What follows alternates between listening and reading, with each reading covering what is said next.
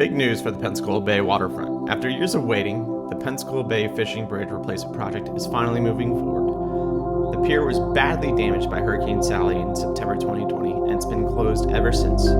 Starting last year in December, they started beginning demolishing the old structure, building a new bridge that mirrors the look and feel of the original, but with modern upgrades and reinforcements.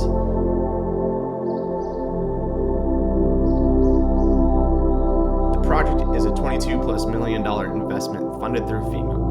While construction is underway, the pier will remain closed, but the county says the improvements will bring the fishing bridge up to current safety and county standards. If all goes well,